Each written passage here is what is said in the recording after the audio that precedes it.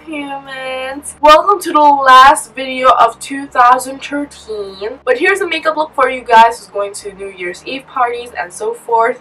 I didn't really plan this look ahead of time. I know I really wanted to use the Vice 2 palette from Urban Decay because I just got it. And I also included some rhinestones, which are optional, but hey, when else are you going to use it? So yeah, if you want to know how to get this look, please keep on watching.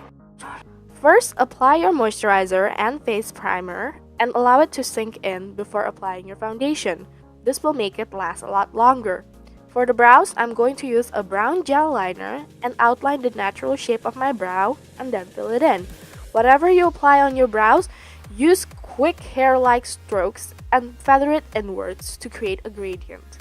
And because I want to create a bold brow look, I'm going to cover my brows with some brow gel to keep the hair in place and also acts as a glue for the brow powder when I apply it to fill in any sparse areas that I missed.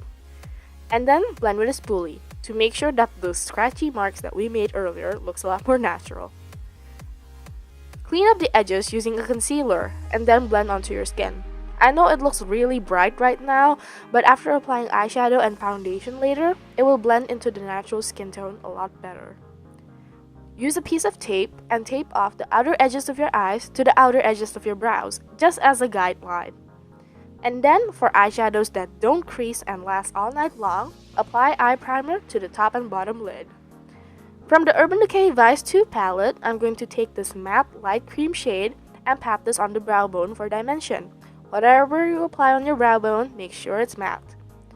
Taking a shimmering, dusty pink color, pat this onto the inner third of your eyes. And then, taking a matte taupe shade, apply this onto the crease, blending into the crease and also making sure that the color is mainly on the outer parts. Pat on a matte black eyeshadow to the outer V before blending it into the crease. Patting it on will make sure more color intensity and also will minimize fallouts. Afterwards, take this gorgeous glittering purple color and pat this next to the black, blending in. Be sure that the black is still well saturated. To blend the pink and the purple, use a more shimmering lavender shade. If you want a more glamorous effect, go for colors that have glitter on it. Taking this black eyeshadow that has hints of glitter, line the lower lash line. As you move inwards, stay shy of the tear duct, instead create a line. Blend the black downwards using a navy blue color. Again, keep that inner tear duct clean. Line the waterline using an eyeliner that is the same shade as your skin tone. And then highlight the inner tear duct that we left blank with a white eyeliner. This will be the base for the gorgeous glittering silver color. If you want more color intensity, use loose glitter because it will look a lot more disco ball-like. Blend it into the pink but not to the black. Now take off the tape. You want to blend this afterwards because you want a very smooth gradient. The only harsh line on your eye should be your eyeliner and that black on the tear duct. Speaking of liner, I'm using a gel liner to create a small cat eye, and if you want it to last longer, pat on some black eyeshadow on top of it afterwards. Clean off any excess product and then using a cream foundation or concealer that is lighter than your skin tone, create arrow shapes underneath your eyes, down the center of your nose bridge and then branching out onto your forehead, on your chin as well, and then extending out to create a small line effect but not onto the jaw, and then on your cheekbones and cupid's bow. We're going to do some subtle highlighting and contouring. Taking a cream foundation that is darker than your skin tone, apply this onto the sockets of the cheekbones, around the jawline, especially if you have a double chin like me. Ugh. On the sides of your nose bridge, around the temple, moving upwards, and the perimeter of your forehead. This will create dimension. And then buff it into your skin using a foundation that is the same shade as your natural skin tone and has low SPF so that it won't light up when you take flash photography. After blending everything well onto your neck, set it with some setting spray, creating a huge X mark and a T, and while it's still damp, set your makeup with some translucent powder. Applying the powder while the setting spray is still damp will ensure that the powder mattifies your skin well. Curl your lashes and apply coats of your favorite black mascara to the top and bottom lashes. If you think you're gonna be sweating, use waterproof formula. Of course, we have to have false lashes. I'm using natural wispy false lashes because wispies look very sexy, and natural means that we can still see the purple on the lids.